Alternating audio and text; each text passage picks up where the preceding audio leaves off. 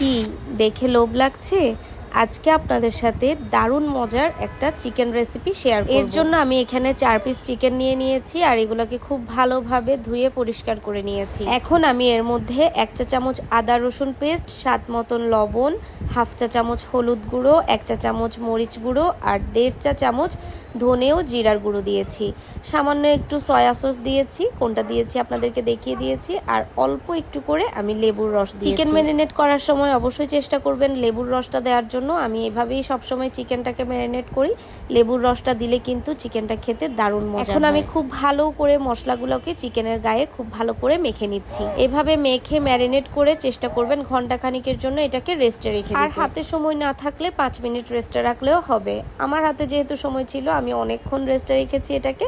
আর এখন আমি এটার গায়ে থেকে মানে চিকেনের গায়ে যে মশলাগুলো লেগেছিল সেগুলো সবগুলো সরিয়ে নিচ্ছি। যতটুকু পসিবল আমি এখানে চিকেনের গায়ে থেকে সবগুলো মশলা সরিয়ে নিয়েছি। এখন আমি চুলায় তেল গরম করে নিয়েছি। তেলগুলো গরম হয়ে এলে একটা একটা করে চিকেন দিয়ে দিচ্ছি। অবশ্যই তেল গরম হওয়ার পর চিকেনগুলোকে তেলের মধ্যে ছাড়বেন, তা না হলে কিন্তু পাত্রের মধ্যে চিকেনগুলো লেগে যাবে। এক পাশ খুব ভালোভাবে হয়ে এলে এখন আমি অন্য পাশ উল্টে দিচ্ছি। আপনারা দেখে নিশ্চয়ই বুঝতে পারছেন চিকেনগুলোকে কিন্তু আমি একদম কড়াভাবে ভেজেছি। মানে এমন ভাবে ভাজতে হবে যেন পুড়ে না যায়, একদম ভালোভাবে কড়াভাবে ভেজে নিয়েছি। এখানে আমি কিউব করে পেঁয়াজ আর টমেটো কেটে নিয়েছি আর যে মশলাগুলোকে আলাদা করে রেখেছিলাম সেগুলোও আলাদা রেখেছি।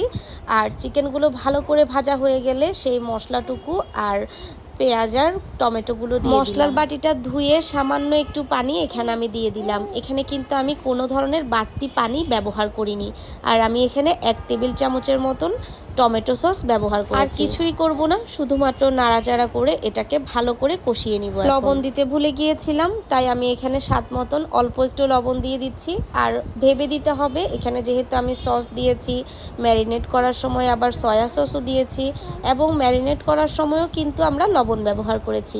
তো এই ক্ষেত্রে লাস্টে লবণটা দেওয়ার সময় অবশ্যই সাবধানে দিবেন। এই চিকেনটা রান্না করা খুবই সহজ, কোনো রকম ঝামেলা পোহাতে হয় না। যেই তেলের মধ্যে চিকেনটাকে ফ্রাই করেছেন সেই তেলের মধ্যেই শর্টকাটে রান্না হয়ে গেল। এটা ওয়েল কুক হওয়ার জন্য আমি এটাকে ঢাকনা দিয়ে 5 মিনিটের জন্য ঢেকে রেখে দিয়েছিলাম। আর উপর থেকে যখন তেলটা এরকম ভেসে আসবে তখন বুঝতে পারবেন আপনার রান্নাটা হয়ে গিয়েছে। যে কোনো রান্নার স্বাদ অনেক বেশি বেড়ে যায় যখন আপনার তরকারিটা খুব ভালো করে কষানো হয়। আপনারা দেখতেই পেয়েছেন আমি কিন্তু এখানে কোনো ধরনের পানি ব্যবহার করিনি এক্সট্রা কোনো, শুধুমাত্র মশলাটা ভালো করে কষিয়েই আমি এটাকে নামিয়ে নিয়েছি।